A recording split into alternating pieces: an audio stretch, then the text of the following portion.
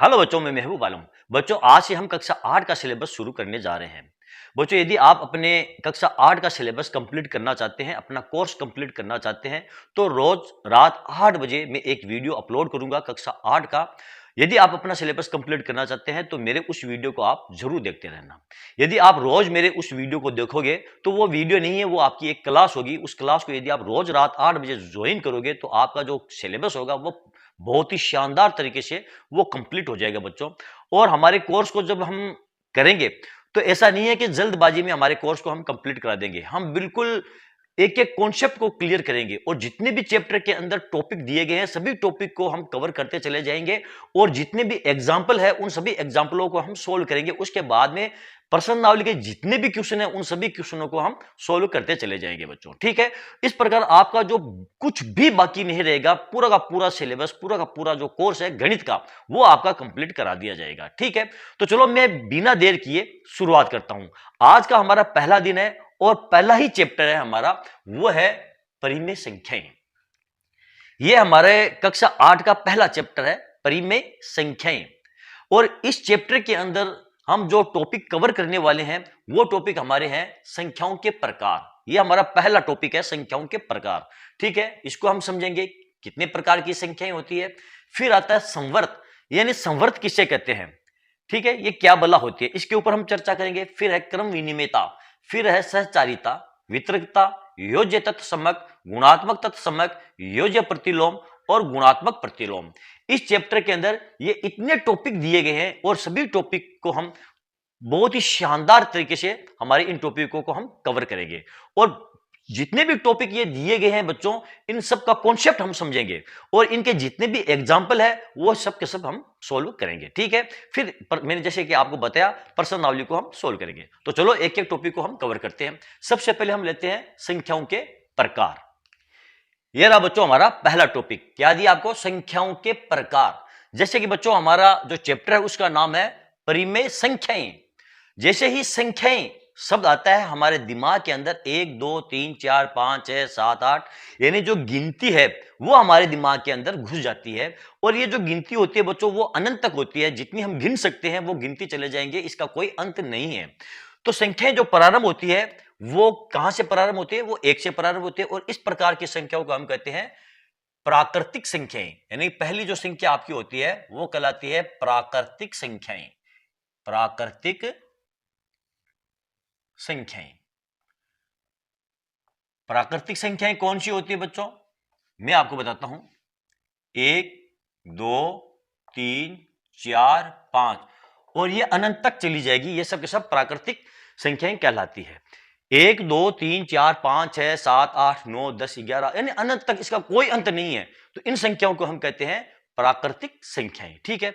दूसरी संख्या आपकी कौन सी होती है, दूसरी संख्या होती है बच्चों आपकी पूर्ण संख्याएं।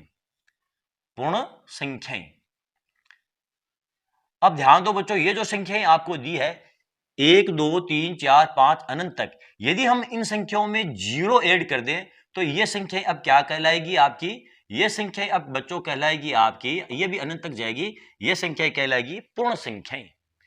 प्राकृतिक संख्याओं में यदि आप 0 को ऐड कर दो तो ये संख्याएं आपकी पूर्ण संख्या कहलाएगी, यानी कि अब ये संख्या आपकी पूर्ण हो गई है, कंप्लीट हो गई है। और ये संख्याएं भी आपकी अनंत तक चली जाएगी बच्चों, ठीक है।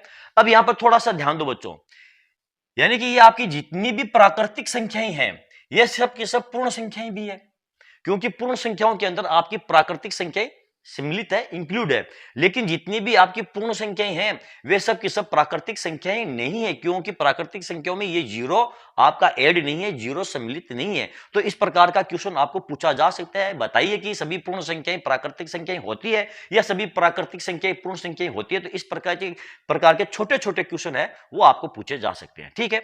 अगला हम लेते हैं बच्चों, तीसरी संख्या जो हमारी आएगी वो आएगी हमारी पूर्णांक। क्या कहलाती है, पूर्णांक। ये जो संख्या आपको दी है 1 2 3 4 5, फिर आपने इसमें 0 को ऐड कर दिया है, ठीक है। अब आप इसमें माइनस संख्याएं और ऐड करो, जैसे कि -3 है, ठीक है, -2 है, -1 है, फिर आपका आ जाएगा 0, फिर 1, फिर 2, फिर 3 और ये अनंत तक चली जाएगी। और इधर भी ये आपकी अनंत तक चली जाएगी। कहने का मतलब ये है बच्चों, प्राकृतिक संख्याओं में हमने 0 को जोड़ा, ठीक है, और ये पूर्ण संख्या कहलाएगी। और पूर्ण संख्याओं में हमने ये नेगेटिव नंबर जोड़े हैं, यानी कि ऋणात्मक संख्याओं को जोड़ दिया है, तो ये संख्या कहलाती है आपकी पूर्णांक। यानी कि ऋणात्मक संख्याएं, जीरो और धनात्मक संख्याएं, ऋणात्मक संख्याएं, जीरो और धनात्मक संख्याएं, ये सभी संख्याएं मिलकर के आपके क्या कहलाती है? पूर्णांक कहलाती है। आ गए यहां तक समझ में? और भी बहुत सारी प्रकार की संख्याएं होती है बच्चों, लेकिन हम यहां पर उन्हीं संख्याओं का जिक्र करेंगे जिन संख्याओं को हमारे जो चैप्टर है इसके अंदर जो संख्याएं हमको दी गई है, केवल उन्हीं संख्याओं के बारे में हम चर्चा करेंगे। ठीक है। अब ये पूर्णांक के बाद में जो चौथे नंबर पर आपकी आएगी बच्चों, वो आएगी आपकी ये परिमेय संख्याएं। परिमेय संख्याएं, परिमेय संख्याएं किसे कहते हैं बच्चों? अब यहां पर देखिए आपने 1 2 3 4 5 ये भी लिख दिया है, 0 1 2 3 4 5 ये भी लिख दिया है, ऋणात्मक संख्या भी आपने लिख दी है, धनात्मक भी लिख दी है, जीरो संख्या भी लिख दी है, लेकिन भिन्न संख्या कहां चली गई बच्चों आपकी? जैसे कि आपकी 2/5 है, जैसे कि आपकी 3/7 है, जैसे कि आपकी -7/11 है। ठीक है। जैसे कि आपकी -18 बट्टे आपकी माइनस छोड़ दो, मैं करता हूं 47 है। ठीक है। 0/7 है। बच्चों ये सब की सब संख्याएं भी आपकी क्या कहलाती है? ये परिमेय संख्याएं कहलाती है। क्यों कहलाती है? वे सभी संख्याएं जिन्हें हम P/Q के रूप में लिख सकें, जहां पर P आपका पूर्णांक हो और Q भी आपका पूर्णांक हो, और जो Q है वो बराबर नहीं हो जीरो के, तो ऐसी संख्या को हम परिमेय संख्या कहते हैं बच्चों। आया बात समझ में? परिमेय संख्या किसे कहते हैं? वे सभी संख्याएं जिनको हम P/Q के रूप में लिख सके, जहां पर P पूर्णांक हो, Q भी आपका पूर्णांक हो, और जो नीचे वाली संख्या है, हर वाली संख्या, वो आपकी जीरो कभी भी नहीं होनी चाहिए। यहां पर देखो हमने जितनी भी संख्या लिखी है 2/5, 3/7, -7/11, -18/47 है, 0/7 है, या फिर आप इसको 45/-7 भी लिख सकते हैं, यानी नीचे भी संख्या आपकी ऋणात्मक आ सकती है। ये सभी संख्या आपकी क्या कहलाएगी? परिमेय संख्या कहलाएगी। क्यों कहलाएगी ये संख्या परिमेय संख्या? इसलिए कहलाएगी, देखो 2 आपका पूर्णांक है, 5 भी आपका पूर्णांक है, ठीक है, 3 पूर्णांक है, 7 पूर्णांक है, और नीचे वाली संख्या वो आपकी जीरो भी नहीं है, -18 आपकी एक पूर्णांक है। देखिए माइनस जो संख्या है आपकी पूर्णांक है, और धनात्मक संख्या ये भी आपकी पूर्णांक है, ये ऋणात्मक पूर्णांक है, ये धनात्मक पूर्णांक है। जीरो क्या है? जीरो भी आपका एक पूर्णांक है। यहां देखिए जीरो आपका एक पूर्णांक है। तो ये सभी संख्याएं आपकी क्या कहलाती है? परिमेय संख्या कहलाती है। ठीक है। अब ध्यान दो बच्चों, क्या आपकी ये 7 है, 3 है, -5 है, ये भी आपकी परिमेय संख्या है? ये जीरो मैंने यहां पर लिखा है, ये ऐसा करें तो ये भी परिमेय, हाँ ये भी आपकी परिमेय संख्या। क्यों? यहां पर देखिए 7/1 परिमेय संख्या है, 3/1 परिमेय संख्या है, 5/1 परिमेय संख्या है, 0/1। जिन संख्याओं के बट्टे में कुछ भी नहीं है वहां पर हम बट्टे में एक तो लगा सकते हैं ना, तो इन संख्याओं के मान में क्या फर्क पड़ेगा? कुछ भी फर्क नहीं पड़ेगा। तो 0/1 भी आपकी परिमेय संख्या है। यदि आपको यह कह दिया जाए क्या 0/7, सॉरी 7/0 एक परिमेय संख्या है? नहीं, 7/0 आपकी परिमेय संख्या नहीं है, क्योंकि यहां पर आपको क्या दिया है? Q जो है वो जीरो के बराबर नहीं होना चाहिए। ये जो Q है, हर नीचे वाली संख्या आपकी कभी भी जीरो नहीं हो सकती। यदि जीरो है तो फिर वो आपकी परिमेय संख्या नहीं है, क्योंकि ये परिभाषित नहीं है बच्चों। ठीक है। तो ये सभी संख्या आपकी कहलाती है परिमेय संख्या। मैं आशा करता हूं आप समझ गए होंगे कि प्राकृतिक संख्या किसे कहते हैं। वे सभी संख्या जो 1 2 3 4 5 जो गिनती में काम आती है, नेचुरल नंबर है, वे प्राकृतिक संख्या कहलाती है। जिसमें प्राकृतिक संख्याओं में यदि हम जीरो को ऐड कर दें तो ये आपकी पूर्ण संख्या कहलाती है। यदि इसमें हम नेगेटिव नंबर्स और ऐड कर दें तो ये सभी की सभी संख्या आपकी क्या कहलाएगी? पूर्णांक कहलाएगी। और जिन संख्याओं को हम P/Q के रूप में लिख सके, जहां पर Q आपका जीरो नहीं होना चाहिए, तो वे सभी की सभी संख्या आपकी परिमेय संख्या कहलाती है। ठीक है, हो गया यहां तक? तो संख्याओं के प्रकार, इस टॉपिक को हमने, मैं ये समझता हूं हमने कवर कर लिया है बच्चों। ठीक है। अगला हम लेते हैं हमारा टॉपिक। इस टॉपिक को पहले मैं साफ करता हूं, फिर हमारा जो अगला टॉपिक है संवर्त गुणधर्म, यानी कि परिमेय संख्याओं का संवर्त गुणधर्म क्या होता है, उस टॉपिक को हम समझने की कोशिश करेंगे। यह रहा बच्चों हमारा अगला टॉपिक, संवर्त गुणधर्म। यहां हम लिख देते हैं संवर्त गुणधर्म। संवर्त गुणधर्म यानी कि संवर्त गुणधर्म क्या होता है? किसी भी कोई संख्या जो होती है आपकी, चाहे परिमेय संख्या है चाहे आपकी प्राकृतिक संख्या है, उनके 4 संक्रियाएं होती है। कौन कौन सी? योग, व्यवकलन, गुणा और भाग। इनके अलावा तो कोई संक्रियाएं आपकी होती नहीं है। इनके रूप अलग अलग हो सकते हैं, लेकिन ओवरऑल ये 4 क्रियाएं ही आपकी होती है। या तो योग होगा, या व्यवकलन होगा, या गुणन होगा, या भाग होगा, किसी भी प्रकार की संख्या आपकी हो। ठीक है, तो अब ये जो संवर्त गुणधर्म है, ये संख्याओं का कौन सा गुणधर्म है बच्चों? मान लो मैं आपको एग्जाम्पल लेकर बताता हूं। मान लो आपके पास 2 संख्या है। जब भी मैं कोई संख्या लिखूंगा तो आप ये मान करके चलना कि वो संख्या आपकी परिमेय संख्या है। ठीक है, मान लो हमने लिखा है 2 + 3, तो 2 क्या आपकी एक परिमेय संख्या है, 3 क्या आपकी एक परिमेय संख्या है। वैसे तो ये प्राकृतिक संख्या है, लेकिन जितनी भी प्राकृतिक संख्या है वे आपकी परिमेय संख्या भी है। ठीक है, तो यहां पर देखिए ये 2 और 3 आपकी परिमेय संख्या, यदि हम इनको जोड़ेंगे तो क्या आ जाएगा? 5 आ जाएगा। ये भी आपकी क्या है? एक परिमेय संख्या ही है। अगला एग्जांपल लेते हैं। मान लो बच्चों आपको दिया है 2/5, फिर आपको दे दिया 3 बट्टे, ये दे दिया आपको 7। ठीक है, या आपको दे दिया 3/7। अब यदि आप इनको जोड़ोगे तो कितना आ जाएगा आपका? ये आ जाएगा 5 × 35। ठीक है, फिर आ जाएगा 7 दूनी 14, फिर प्लस 5 5 तेरी 15, यानी कि ये आ जाएगा आपका 29/15। ध्यान दो बच्चों, 2/5 क्या है? आपकी एक परिमेय संख्या है। 3/7 क्या है? आपकी एक परिमेय संख्या है। जब दोनों परिमेय संख्याओं को हमने जोड़ा, इनका हमने योग किया, तो क्या प्राप्त हुआ बच्चों? 29/35। 15 नहीं है यहां पर, ये 35 है। हमको प्राप्त हुआ 29/35। ये भी आपकी एक परिमेय संख्या ही है। तो क्या पता चला बच्चों? जब हम 2 परिमेय संख्याओं को जोड़ते हैं, 2 परिमेय संख्याओं का हम योग करते हैं, तो रिजल्ट के अंदर हमें एक परिमेय संख्या ही प्राप्त होती है। और ये परिमेय संख्याओं का संवर्त गुणधर्म कहलाता है। यानी कि परिमेय संख्या जो होती है वो योग के अंतर्गत संवर्त होती है बच्चों।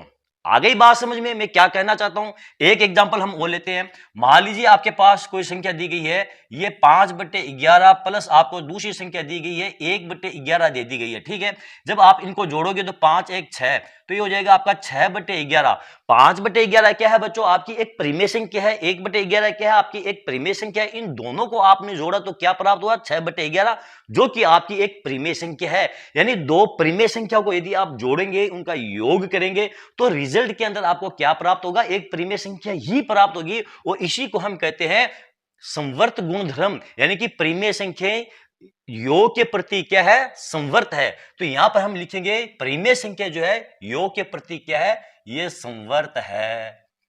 संवर्त है।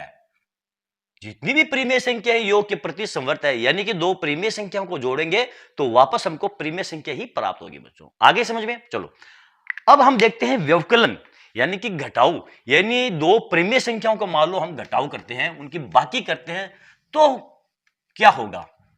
मान लो आपको 2 परिमेय संख्या दी गई है बच्चों, 5/6 दे दिया है, फिर माइनस आपको 3/6 दे दिया है। इसकी आपको बाकी करनी है, तो आप 5 में से 3 घटा दो, ये हो जाएगा आपका 2/6 प्राप्त हो जाएगा। इसको आप काटोगे तो ये हो जाएगा आपका 1/3। ध्यान दो बच्चों, 5/6 क्या आपकी एक परिमेय संख्या है, 3/6 क्या आपकी एक परिमेय संख्या है। जब हमने इसकी बाकी की, इसका व्यवकलन किया, इसका घटाव किया, तो हमको क्या प्राप्त हुआ? 1/3 प्राप्त हुआ। और ये 1/3 क्या है? ये भी आपकी एक परिमेय संख्या है। ठीक है, तो क्या पता चला? यदि हम 2 परिमेय संख्याओं का घटाव करते हैं, व्यवकलन करते हैं, तो हमको एक परिमेय संख्या ही प्राप्त होती है। ठीक है, तो ये व्यवकलन के प्रति क्या है? संवर्त है। ये व्यवकलन के प्रति क्या है? संवर्त है। एक एग्जांपल और ले लेते हैं। मान लीजिए आपको दिया है 7/5, फिर आपको माइनस दे दिया 2/5। इसकी आपको बाकी करनी है, तो क्या हो जाएगा आपका? 7 में से 2 गए 5, ये हो जाएगा आपका 5/5। इसको काट दो, बराबर 1/1। ये जो 1/1 क्या है? ये जो 1/1 है ये आपकी परिमेय संख्या है। यानी कि 7/5 आपकी परिमेय संख्या है, माइनस 2/5 ये भी आपकी परिमेय संख्या है। इनका हमने घटाव किया, व्यवकलन किया, तो रिजल्ट में हमको 1/1 प्राप्त हुआ या 1 प्राप्त हुआ, तो ये भी आपकी एक परिमेय संख्या है। तो ये व्यवकलन के प्रति क्या आपकी? संवर्त है। अगला लेते हैं गुणन के प्रति क्या है। मान लो दो प्रीमिय संख्या आपको दी गई है, एग्जांपल के लिए 2/3 दे दिया, फिर आपको दे दिया यहाँ पर 3/5 दे दिया। इनका यदि हम गुणा करेंगे, 2 को 3 को गुणा करेंगे तो आ जाएगा 6, 3 को 5 को गुणा करेंगे तो आ जाएगा ये 15। इन दोनों को काट दो तो ये हो जाएगा 2/5। ये 2/5 जो हमको प्राप्त हुआ है ये क्या है, ये आपकी एक प्रीमिय संख्या है। यानी कि 2/3 आपकी एक प्रीमिय संख्या है, 3/5 आपकी एक प्रीमिय संख्या है। दोनों का हमने गुणा किया तो रिजल्ट में हमको 2/5 एक प्रीमिय संख्या ही प्राप्त हुई। एक एग्जांपल और ले लेते हैं। मान लीजिए आपका यहाँ है 3/7, फिर यहाँ पर आपने ले लिया 4/5। इनका आपने मल्टीप्लाई किया, गुणा किया तो 4 3 12, 12 बट्टे आ गए आपके ये 35। ये जो 12/35 है आपकी एक प्रीमिय संख्या है। यानी दो प्रीमिय संख्याओं को जब हम गुणा करेंगे तो रिजल्ट में हमको क्या मिलेगा, एक प्रीमिय संख्या ही मिलेगी। इसे हम कहते हैं प्रीमिय संख्याओं का संवर्त गुणधर्म। यानी कि प्रीमिय संख्या जो होती है वो गुणन के प्रति क्या होती है, संवर्त होती है। संवर्त होती है। ठीक है, आ गया बात समझ में। यानी कि दो प्रीमिय संख्याओं का यदि हम गुणा करेंगे तो हमको एक प्रीमिय संख्या ही प्राप्त होगी बच्चों। अगला हम लेते हैं भाग। भाग के प्रति क्या होगा, यदि दो प्रीमिय संख्याओं का हम भाग करते हैं तो रिजल्ट में हमको क्या प्राप्त होगा, इसको हम देखते हैं। ठीक है, देखो मान लो आपको दो संख्या दी गई है, ये 2/4। ठीक है, फिर आपको भाग दे दिया है ये 3/5। इसको आप सरल करोगे तो ये हो जाएगा आपका 2/4। इसको गुणा में बदल दो 5/3 तो ये हो जाएगा आपका 10/12। ठीक है, इसको काट दो तो ये हो जाएगा 5/6। 2/4 आपकी एक प्रीमिय संख्या है, 3/5 भी आपकी एक प्रीमिय संख्या है। इनका हमने भाग किया तो 5/6 हमको प्राप्त हुआ जो कि आपकी एक प्रीमिय संख्या है बच्चों।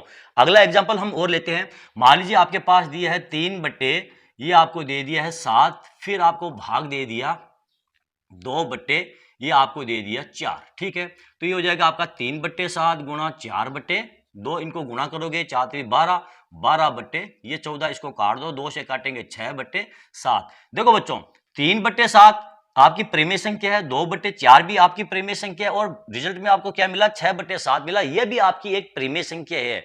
तो यहां पर जितने भी हमने एग्जांपल लिए हैं ना बच्चों, वे सब के सब भाग के प्रति क्या है, संवर्त है। लेकिन बच्चों ध्यान दो, यदि जीरो क्या है, जीरो भी एक प्रीमिय संख्या है कि नहीं है। यहां पर देखिए यदि हम 5/0 कर दें, फिर हम कर दें भाग 2/5, तो क्या ये डिफाइंड है। देखो 5/0 ये आपकी परिभाषित नहीं है। जब ये आपकी परिभाषित नहीं है तो फिर 2/5 का भाग आप 5/0 में कैसे दोगे। तो यहां पर आकर के आपका ये जो नियम है, ये गुणधर्म है, ये फेल हो जाता है। यदि आप जीरो को छोड़ दें, क्योंकि जीरो भी आपकी क्या है, एक प्रीमिय संख्या ही तो है। जीरो भी आपकी एक प्रीमिय संख्या ही है बच्चों। ठीक है, तो यदि आप जीरो को छोड़ दें, या आप ऐसा कर सकते हैं, मान लो आपको 5 का भाग देना, जीरो का भाग देना है 5 के अंदर, तो क्या जीरो का भाग 5 के अंदर दे सकते हैं। जीरो भी तो आपकी एक प्रीमिय संख्या है और 5 है वो भी आपकी एक प्रीमिय संख्या है। तो जीरो का भाग 5 में नहीं दे सकते, क्योंकि इसको ऐसे लिखना पड़ेगा 5/0। अब देखो प्रीमिय संख्या में बट्टे में जीरो कभी आएगा ही नहीं, तो ये आपकी डिफाइंड नहीं है, ये आपकी परिभाषित नहीं है। तो यहां पर जाकर के आपका ये जो गुणधर्म है ये फेल हो जाता है। अदरवाइज यदि आप जीरो को छोड़ दें तो बाकी जितनी भी प्रीमिय संख्याएं हैं वे भाग के प्रति भी क्या है, संवर्त है। लेकिन यहां पर हमको लिखना पड़ेगा कि यह भाग के प्रति संवर्त नहीं है, संवर्त नहीं है। हां, यदि आप जीरो को छोड़ दें, ये एक प्रीमिय संख्या है जीरो, इस जीरो को बच्चों यदि आप छोड़ दें तो बाकी जितनी भी प्रीमिय संख्या है वे भाग के प्रति भी संवर्त है। ये आपको क्वेश्चन के अंदर पूछा जा सकता है कि प्रीमिय संख्याएं भाग के प्रति संवर्त है या नहीं है। तो बहुत सारे बच्चे जब इस प्रकार हल करेंगे तो उनको यह पता चलेगा कि यह भाग के प्रति संवर्त है, वो जीरो को भूल जाएंगे। जीरो भी एक प्रीमिय संख्या है बच्चों। ठीक है, तो बच्चों ये था आपका संवर्त गुणधर्म। मैं ये समझता हूं ये गुणधर्म भी आपको समझ में आ गया है कि प्रीमिय जो संख्या होती है वो योग के प्रति संवर्त होती है। यानी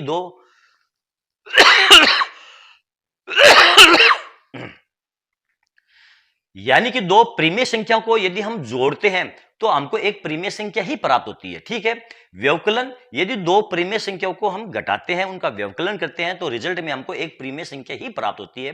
दो प्रीमिय संख्याओं का गुणा करते हैं तो एक प्रीमिय संख्या ही प्राप्त होती है। भाग के अंतर्गत यदि जीरो को हम छोड़ दें बच्चों तो फिर वो भाग के अंतर्गत भी संवर्त है। लेकिन यहां पर जीरो एक ऐसी संख्या है जो प्रीमिय संख्या है, इसके कारण ये वाक्य अंतर्गत संवर्त नहीं कहलाएगी। ठीक है, अगला हमारा जो टॉपिक है वो है क्रम विनिमयता। उस टॉपिक के ऊपर देखते हैं, समझते हैं क्रम विनिमयता किसे कहते हैं। पहले इसको साफ करते हैं, फिर हमारी उस टॉपिक के ऊपर चर्चा करते हैं। अगला टॉपिक है बच्चों हमारा क्रम विनिमयता। ये क्रम विनिमयता क्या होता है बच्चों? देखो, चार संक्रियाएं हैं, इसको भी हम हमारी जो योग के प्रति, व्यवकलन के प्रति, गुणन के प्रति और भाग के प्रति क्रम विनिमयता क्या होती है। सबसे पहले हम ये देखते हैं बच्चों क्रम विनिमयता होती क्या चीज है।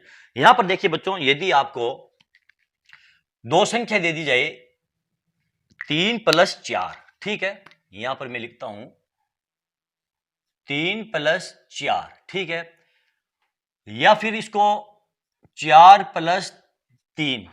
ध्यान दो बच्चों, यहां पर मैंने लिखा है 3 + 4 और यहां पर मैंने लिखा है 4 + 3, यानी कि यहां पर मैंने इनके क्रम को चेंज कर दिया है, इनके क्रम को बदल दिया है, तो इसे हम कहते हैं क्रम विनिमयता।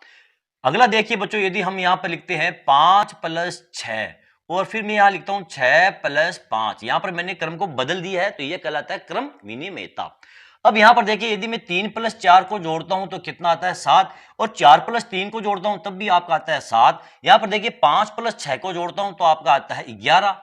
यदि मैं इसके क्रम को चेंज कर दूं, यानी कि 6 को मैंने पहले लिखा है और 5 को बाद में, और 6 + 5 को जोड़ूं तब भी आपका जो उत्तर आएगा वो 11 ही आएगा। देखा बच्चों, यहां पर आपका जो उत्तर है उसके ऊपर कोई भी फर्क नहीं पड़ा है, क्रम को हमने चेंज किया है। यहां पर देखिए 5 पहले है और 6 बाद में, लेकिन यहां पर 6 पहले और बाद में, यहां पर देखिए 3 पहले 4 बाद में, यहां 4 पहले और 3 बाद में। तो इस प्रकार क्रम बदलने पर यहां पर उत्तर के अंदर कोई भी प्रभाव नहीं पड़ा है। तो इसका मतलब क्या हुआ कि जो परिमेय संख्या होती है वे क्रम विनिमय होती है। ठीक है, क्या होती है? क्रम विनिमय होती है।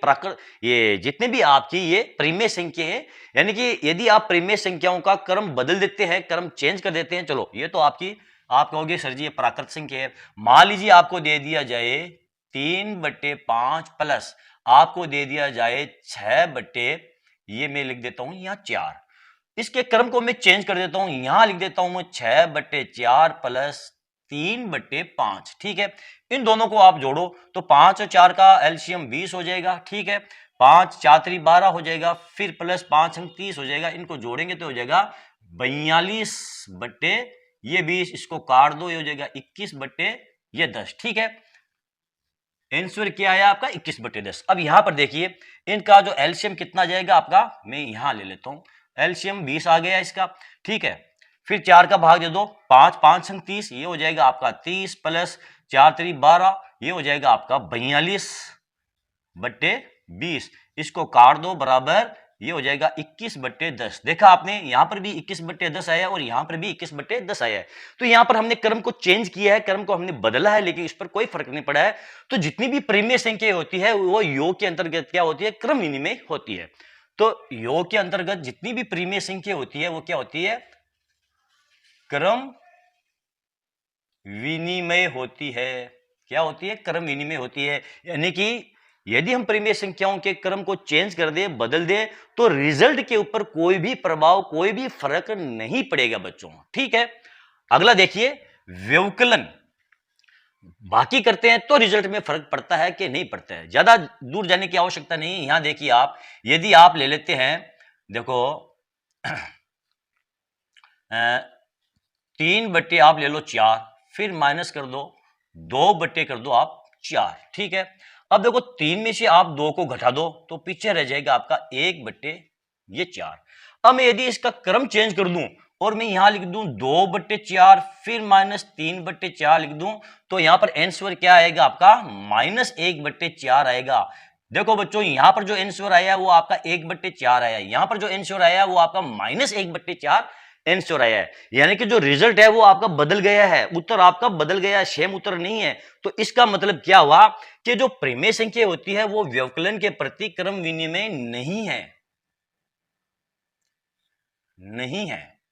व्यवकलन के प्रति जो परिमेय संख्या है वो क्रम विनिमय नहीं है। यदि आप व्यवकलन में उनके क्रम को बदलोगे, चेंज करोगे, तो आपका रिजल्ट होगा वो आपका बदल जाएगा, वो अलग हो जाएगा। ठीक है, अगला हमारा जो पॉइंट है वो गुणन। गुणन के प्रति ये क्या है कि नहीं है क्रम विनिमय, देखते हैं। ध्यान दो बच्चों, दो संख्या आपके पास है 2/5, फिर गुणा में करता हूं 3/, ये 6, ठीक है। 2/5 गुणा 3/6। यदि मैं इसको इस प्रकार लिख दूं 3/6 गुणा 2/5। एक एग्जांपल और ले लेते हैं। मान लीजिए आपके पास है ये 2/7 गुणा आपको दी है 3/, ये 5। इसको मैं उल्टा कर दूं 3/5 गुणा 2/7। देखो हमने इनके क्रम को बदल दिया, चेंज कर दिया, ठीक है। अब देखते हैं रिजल्ट क्या आता है। यहां पर रिजल्ट क्या आएगा, 2 को 3 से गुणा करेंगे 6, 5 30, यानी कि ये 6/30 आपका आंसर आएगा। यहां पर देखो 3/6 को हमने पहले लिखा है, 2/5 को हमने बाद में लिखा है, यानी इनके क्रम को हमने चेंज कर दिया है। तो आंसर क्या आएगा, 3 दूनी 6, ये 6/30। देखा आंसर यहां पर भी आपका 6/30 है और यहां पर भी आपका 6/30 है। आंसर में कोई फर्क नहीं हुआ है। यहां पर देखिए 2 को 3 से गुणा करेंगे तो आपका आ जाएगा 6, 5 7 35, यानी कि 6/35। यहां पर भी आपका आ जाएगा 6/35। आंसर के अंदर आपका कोई फर्क नहीं हुआ है बच्चों। तो इसका मतलब ये हुआ परिमेय जो संख्या होती है वो गुणन के प्रति क्या होती है, आपकी क्रम विनिमय होती है। क्रम विनिमय, ये क्रम विनिमय है, ठीक है। अब आ जाइए भाग के प्रति क्या ये क्रम विनिमय है। ध्यान दो बच्चों, यदि आपको संख्या दे दी जाए 2/3, फिर भाग दे दिया जाए आपको ये 3/5, ठीक है। यदि मैं इसके क्रम को यहां पर चेंज कर देता हूं, यहां 3/5 फिर भाग 2/5 2/3 कर देता हूं, ठीक है। तो यहां पर देखिए इसका भाग क्या हो जाएगा, 2/3 गुणा 5/3 बराबर 5 10, 10/9। इसका जो उत्तर आएगा वो 10/9 आएगा। यहां पर देखिए ये हो जाएगा आपका 3/5 और गुणा में आ जाएगा 3/2, यहां हो जाएगा 3 3 9, 9/10। यहां पर देखिए बच्चों पूरा का पूरा जो आंसर है आपका वो चेंज हो गया है। यहां पर आपका आंसर आया है 10/9 और वहां पर आपका आंसर आया है 9/10। आ गया समझ में। देखो 2/3 यहां पर लिखा था और 3/5 था, इसका हमने क्रम चेंज करके 3/5 को पहले ले लिया है और 2/3 को हमने बाद में लिया। तो ये हो गया 3/5 गुणा, हमने इसको गुणा में बदला तो 3 ऊपर चला गया, 2 नीचे गया, 3 3 9/10, यहां पर आया 10/9। तो ये भाग के प्रति क्रम विनिमय नहीं है, भाग के प्रति क्रम विनिमय नहीं है बच्चों। आ गया समझ में। देखो क्रम विनिमयता किसे कहते हैं, यदि हम दो परिमेय संख्याओं को हम जोड़ते हैं और उनके क्रम को हम चेंज करते हैं। जैसे कि बच्चों दो परिमेय संख्या आपकी है a प्लस बी, वो बराबर होती है आपकी b प्लस a के, ठीक है। दो परिमेय संख्याओं को आप किसी भी क्रम में जोड़ लो, आपका जो आंसर आएगा वो बराबर ही आएगा। यहां पर देखिए ये क्रम विनिमय नहीं है। यहां पर देखो गुणन के प्रति ये क्रम विनिमय है। यदि दो परिमेय संख्या आपकी a गुणा b है तो ये किसके बराबर होगी, b गुणा a के बराबर होगी, ठीक है। तो गुणन के प्रति भी आपकी जो परिमेय संख्या है वो क्रम विनिमय है बच्चों। ओके, तो मैं ये समझता हूं बच्चों आप ये जान गए होंगे क्रम विनिमयता किसे कहते हैं। क्रम विनिमयता का मतलब यदि दो परिमेय संख्याओं का हम क्रम को बदल दें तो रिजल्ट क्या आता है, योग के प्रति क्या रिजल्ट आता है, गुणन में क्या रिजल्ट आता है, व्यवकलन में क्या रिजल्ट आता है और भाग में क्या रिजल्ट आता है जब दो परिमेय संख्याओं का क्रम हम चेंज कर दें, ठीक है। चलो ये हमारा क्रम विनिमयता, ये टॉपिक भी हमारा हो गया है। देखते हैं हमारा अगला टॉपिक सहचारिता। सहचारिता किसे कहते हैं, पहले इसको साफ करते हैं फिर समझते हैं सहचारिता होती क्या है। बच्चों ये रहा हमारा तीसरा टॉपिक, सहचारिता।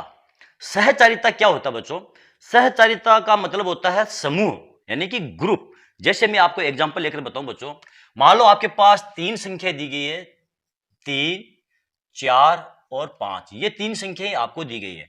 आप इसको इस प्रकार जोड़ सकते हैं बच्चों, 3 + 4, इसका एक समूह कर लो आप, फिर +5, ठीक है। और आप इसको ऐसे भी जोड़ सकते हैं, 3 + 4 + 5, यानी कि इसका समूह बना लो। यहां पर देखिए हमने 3 + 4 को एक साथ इकट्ठा किया है, यानी कि इसका हमने एक समूह बनाया है, एक ग्रुप बनाया है, और 5 को हमने अलग रखा है। यहां पर देखिए हमने 3 को अलग रखा है और 4 और 5 का हमने समूह बनाया है, यानी इनका हमने ग्रुप बनाया है। तो इसमें रिजल्ट क्या आएगा, देखो 3 4 कितने होते हैं, 7, 7 और 5 12, यहां पर आ जाएगा आपका 12। और यहां पर देखिए 4 और 5 कितने होते हैं, 9, 9 में आप 3 जोड़ दो तो ये हो जाएंगे आपके 12। तो ये सहचारिता नियम कहलाता है बच्चों। यदि आपको तीन संख्या दी गई है a, b और c, तो आप इसको लिख सकते हैं a + बी प्लस सी ये बराबर होगी ए प्लस बी प्लस सी। यानी कि यदि आपको 3 या 3 से अधिक परिमेय संख्याएं दी गई है तो आप उनको किसी भी समूह में रख लो, ठीक है। आपका जो आंसर आएगा वो आपका सेम आंसर ही आएगा, उसमें आपका कोई फर्क नहीं पड़ेगा। जैसे कि आपको दिया है ए प्लस बी प्लस सी या ए प्लस बी प्लस सी, इसमें रिजल्ट पर कोई फर्क नहीं पड़ेगा। तो यह कहलाता है सहचारिता नियम। तो परिमेय संख्या जो है वो योग के प्रति क्या है, सहचार्य है। योग के अंतर्गत क्या है, सहचार्य है। अच्छा, इसको हम सहचार्य भी कहते हैं, सहचार्य, यह सहचार्य गुणधर्म भी कहलाता है बच्चों, ठीक है। तो योग के प्रति ये क्या है, सहचार्य है।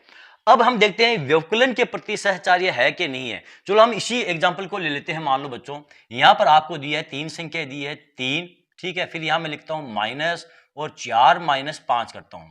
फिर यहां मैं लिखता हूं 3 माइनस 4, ठीक है, और फिर माइनस 5 करता हूं। तो यहां पर क्या फर्क पड़ेगा आपका, देखो यहां पर देखो 4 माइनस 5, तो माइनस 5 में से 4 को घटाऊंगा तो कितना रह जाएगा आपका 3, और फिर माइनस 3, फिर आ जाएगा आपका माइनस, और यहां आ जाएगा आपका माइनस 1, और 3 प्लस 1 बराबर हो जाएगा आपका ये 4।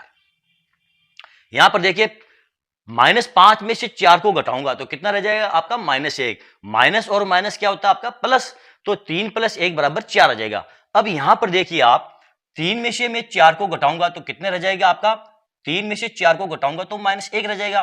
तो यहां हो जाएगा आपका माइनस 1 और फिर माइनस 5। तो माइनस 1 और माइनस 5 बराबर होते हैं माइनस 6।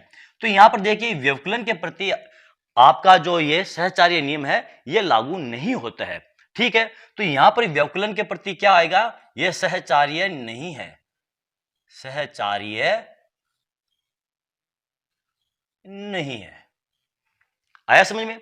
अब है गुणन के प्रति। मान लो आपको 3 संख्याएं दे दी गई है। 3 संख्याएं कौन कौन सी है आपकी, ए बी और सी, या यही 3 संख्याएं ले लेते हैं आप। मान लो ये 3 संख्या आपको दी है, आप इसको 3 गुणा 4 गुणा 5 लिख दो, या फिर आप इनको 3 गुणा 4 गुणा ये 5 कर दो। तो देखो 4 और 5 को गुणा करेंगे तो 20, तो ये हो जाएगा 3 गुणा 20 बराबर 60। और यहां पर देखिए 3 और 4 को गुणा करेंगे तो आ जाएगा आपका 12, 12 गुणा ये 5 बराबर 60। देखा आपने, रिजल्ट के ऊपर कोई फर्क नहीं पड़ा है, ठीक है। यानी कि हमने क्या किया है, 3 गुणा फिर 4 5 का हमने समूह बनाया है। यहां पर 3 और 4 का हमने समूह बनाया है और 5 को हमने सेपरेट रखा है, लेकिन रिजल्ट के अंदर कोई भी फर्क नहीं आया है बच्चों। तो परिमेय संख्या है वो गुणन के अंतर्गत क्या है, सहचार्य है। तो ये गुणन के अंदर सहचार्य है, गुणन के अंदर यह सहचार्य है बच्चों। अब भाग के अंदर यह सहचार्य है या नहीं है, चलो देखते हैं। मान लो बच्चों आपको संख्या दी गई है 2 बट्टे आपको दिए है 5, फिर आपको भाग दे दिया है और आपको कोष्टक लगाकर दे दिया है 3 बट्टे ये 4, और भाग आपको दे दिया है 2 बट्टे ये 7, ठीक है। यदि मैं इसके ग्रुप को चेंज करूं, पहले इसको ही सोल्व कर लेते हैं। तो यहां पर उत्तर क्या आएगा बच्चों, देखो 2 बट्टे 5, यहां मैं लिख दूंगा 2 बट्टे 5, फिर भाग 3 बट्टे 4, ये 3 बट्टे 4, ठीक है। फिर क्या हो जाएगा, देखो इस भाग को मैं चेंज करूंगा तो 7 ऊपर चला जाएगा, 2 नीचे आ जाएगा, तो ये हो जाएगा आपका 7 बट्टे 2।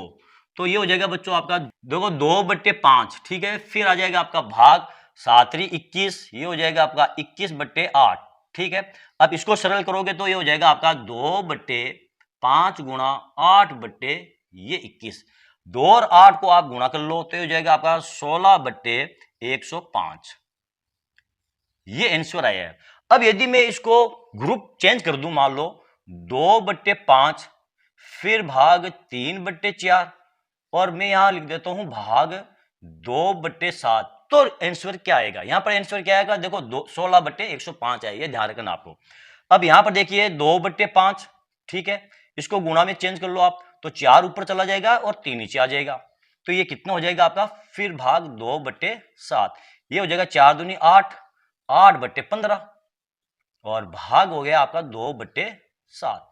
अब क्या करोगे आप, अब देखिए 8/15 है, इसको आप गुणा में चेंज कर लो, तो ये हो जाएगा आपका 8/15 गुणा 7/2, 7×8 = 56, ये हो जाएगा बच्चों आपका 56/30। देखा आपने, दोनों रिजल्ट में अंतर है, यहां पर आया आपका 16/105 और यहां आया आपका 56/30। तो ये परिमेय संख्या जो है ये भाग के अंतर्गत सहचार्य नहीं है बच्चों, तो ये सहचार्य नहीं है, सहचार्य नहीं है। आया समझ में बच्चों? यदि आप a प्लस बी प्लस सी को जोड़ोगे तो a प्लस बी प्लस सी हो जाएगा। यहां पर देखिए गुणा, गुणन के प्रति क्या हो जाएगा, यदि आप a गुणा b गुणा सी करोगे तो ये बराबर हो जाएगा a गुणा b और गुणा सी के। मैं बाकी संख्याओं को साफ करता हूं क्योंकि यहां पर आपको नजर नहीं आएगा बच्चों।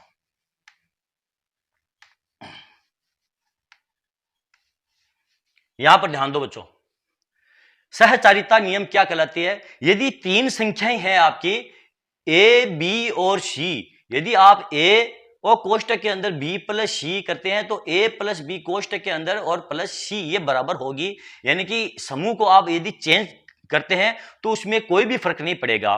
ठीक है, तो ये आपका सहचारिता नियम कहलाता है। व्यवकलन के प्रति यह सहचार्य नहीं है, यदि आप इस प्रकार ग्रुप चेंज करोगे तो आपका जो आंसर है वो चेंज हो जाएगा। गुणन में क्या है, a गुणा b गुणा सी है तो a गुणा b गुणा सी हो जाएगा, तो यह सहचारिता नियम कहलाता है बच्चों। तो चलो बच्चों, आज हमने यहां पर हमारे 3 टॉपिक है वो हमने कवर किए हैं।